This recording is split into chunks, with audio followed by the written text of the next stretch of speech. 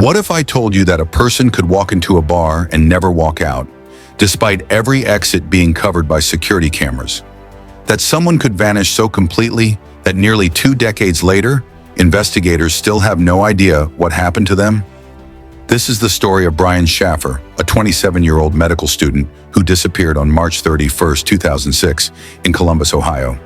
His case has been called one of the most baffling missing persons mysteries in modern American history.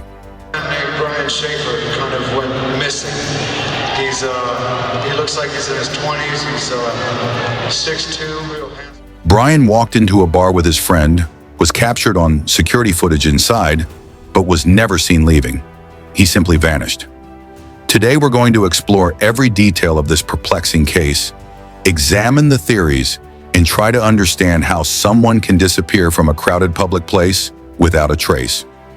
Who was Brian Shaffer? Before we dive into the night of his disappearance, let's talk about who Brian Shaffer was. Brian was a second-year medical student at Ohio State University, one of the most prestigious medical schools in the country. By all accounts, he was intelligent, ambitious, and well-liked by his peers and professors. He had his whole life ahead of him. But Brian's life wasn't without challenges. Just weeks before his disappearance, his mother, Renee Shaffer, had died from melodysplasia, a rare bone marrow cancer. This loss hit Brian incredibly hard. He was extremely close to his mother, and her death devastated him. Those who knew Brian said he was struggling to cope with the grief, though he was trying to maintain his studies and relationships. Brian was also in a committed relationship with his girlfriend, Alexis Wagner. The couple had been dating for several years and had even talked about marriage. In fact, they had plans to vacation in Miami the week after his disappearance, a trip that was meant to help Brian decompress after losing his mother and enduring the stress of medical school. His father, Randy Shaffer, described Brian as a responsible, loving son who wouldn't just walk away from his life. Brian had goals, relationships, and responsibilities that meant everything to him. This makes his disappearance all the more mysterious. The night of March 31, 2006. Now let's talk about the night everything changed. It was the night before Easter Sunday, and Brian decided to go out with his friend, William Clint Florence, to celebrate the beginning of spring break. They planned to bar hop around Columbus's Arena District, a popular entertainment area near the OSU campus. There's also a bar crawl in the Arena District for the holiday, with thousands of people expected to attend. The two friends started their evening around 9 p.m. They hit a few bars, had some drinks, and eventually made their way to the ugly Tuna Saloona, a bar located on the second floor of a building at 1546 North High Street. The Ugly Tuna was a popular spot with college students, known for its tropical theme and lively atmosphere. Security camera footage from the entrance of the Ugly Tuna shows Brian and Clint entering the bar at approximately 1:15 a.m. on April 1st. The cameras captured Brian one more time at 1:55 a.m., standing near the bar's entrance, talking to 2 young women. In this footage, Brian is wearing a white t-shirt with a logo, light-colored pants, and a baseball cap worn backward. He appears to be in good spirits, chatting and seemingly enjoying himself. And then, nothing. That's the last confirmed sighting of Brian Shaffer.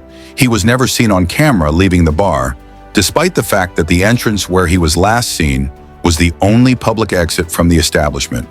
There was a service exit, but it was locked and led to a construction area. More on that later. At around 2 a.m., Clint Florence realized he had lost track of Brian in the crowded bar. He tried calling Brian's cell phone multiple times, but there was no answer. Clint assumed Brian had either left with someone else or gone home on his own, something that wasn't entirely unusual in their friendship. So Clint left the bar with another friend, Meredith Reed, and went home. But Brian never made it home that night, and he's never been seen or heard from since.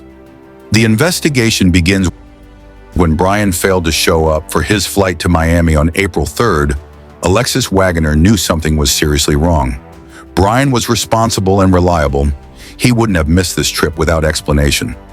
She immediately contacted his father, Randy, and they reported him missing. Police began their investigation, and one of the first things they did was review the security footage from the Ugly Tuna Saloona. What they discovered was deeply unsettling. questions about what happened. Mysterious surveillance footage seems to show the impossible. The cameras at the bar's entrance captured everyone who came in and out that night. Investigators meticulously reviewed hours of footage, tracking hundreds of patrons. They could see Brian entering the bar and that last glimpse of him at 1:55 a.m. talking to those two women. They could see Clint Florence leaving around 2 a.m., but they could never see Brian leaving. Every single person who entered the bar that night could be accounted for on the exit footage, except for Brian Shaffer. It was as if he had simply evaporated. Police expanded their search. They interviewed everyone who was at the Ugly Tuna that night, including the staff and other patrons. They spoke to the two women Brian was seen talking to in the last footage. Those women confirmed they had briefly chatted with Brian, but they didn't leave with him and didn't know what happened to him after their conversation ended.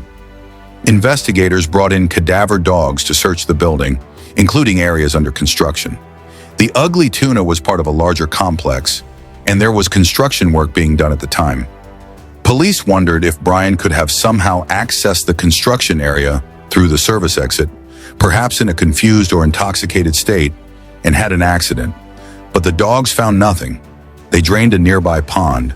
They searched dumpsters and surrounding areas. They checked hospitals, jails, and morgues. Nothing. Brian's cell phone records showed no activity after the night of his disappearance. His bank accounts haven't been touched. His car was found in the parking lot near the bar, exactly where he'd left it. His apartment showed no signs of unusual activity.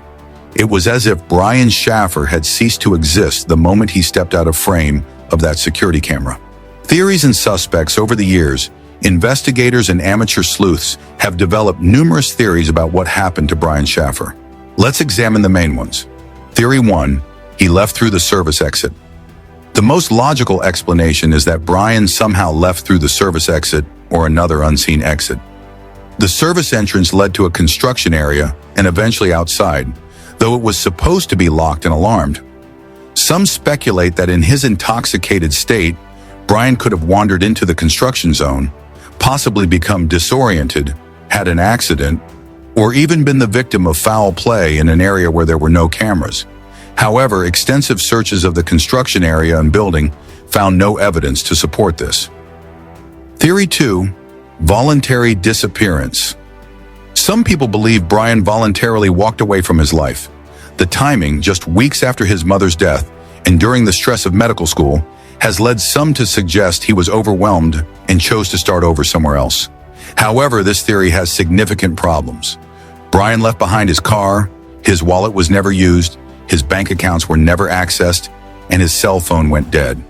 He had a loving girlfriend, a supportive father, and was close to achieving his dream of becoming a doctor. Those who knew him say this is completely out of character. Additionally, in Ohio, Brian was declared legally dead in 2013, but his father Randy has never accepted this. Randy believes something happened to Brian that night, not that he walked away.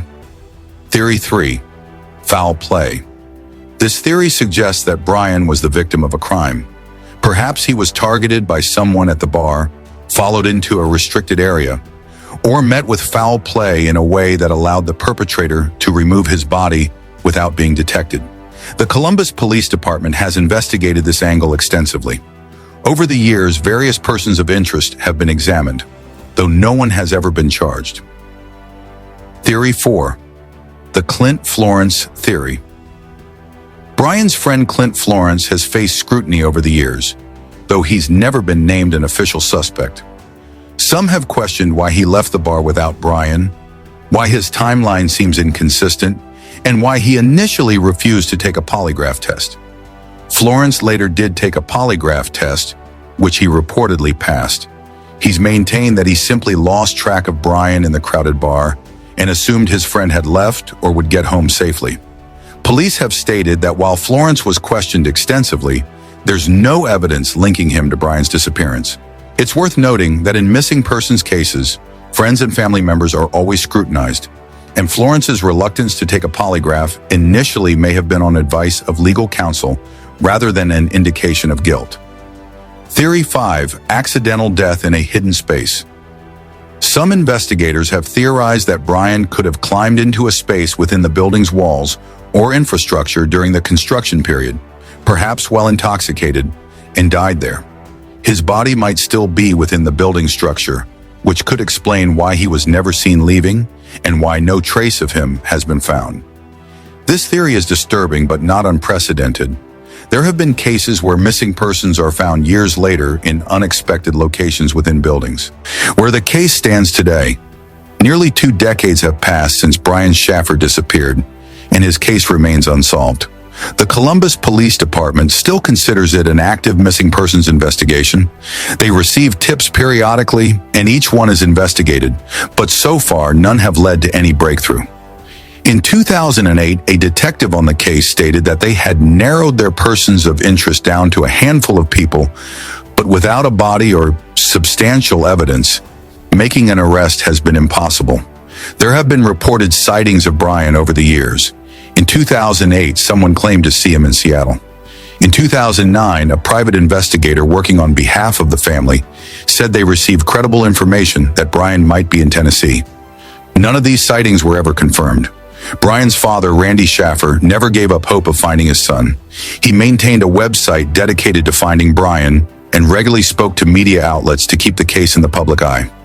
Tragically, Randy passed away in 2008 from cancer, never knowing what happened to his son. Brian's girlfriend, Alexis Wagner, has largely stayed out of the public eye since the disappearance.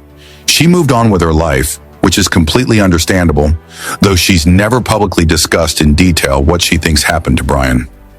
The ugly Tuna Saloona closed in 2013, 7 years after Brian's disappearance. The building has since been occupied by other businesses, but Brian's case remains forever linked to that location. Conclusion: the disappearance of Brian Shaffer remains one of the most baffling missing persons cases in American history. How does someone vanish from a building with limited exits, all of which were under camera surveillance? How does a responsible medical student with everything to live for simply cease to exist? The truth is, we may never know what happened to Brian Shaffer that night. Without a body, without witnesses, and without any evidence of what occurred after 1:55 a.m. on April 1st, 2006, this case may remain unsolved forever. But that doesn't mean we should stop asking questions or that Brian should be forgotten. Somewhere out there, someone might know something. Maybe someone who was at the bar that night remembers a detail they haven't shared. Maybe someone who was involved in the construction at the building knows of a space that wasn't thoroughly searched. Or maybe, against all odds, Brian is still alive somewhere. If you have any information about the disappearance of Brian Shaffer, please contact the Columbus Police Department.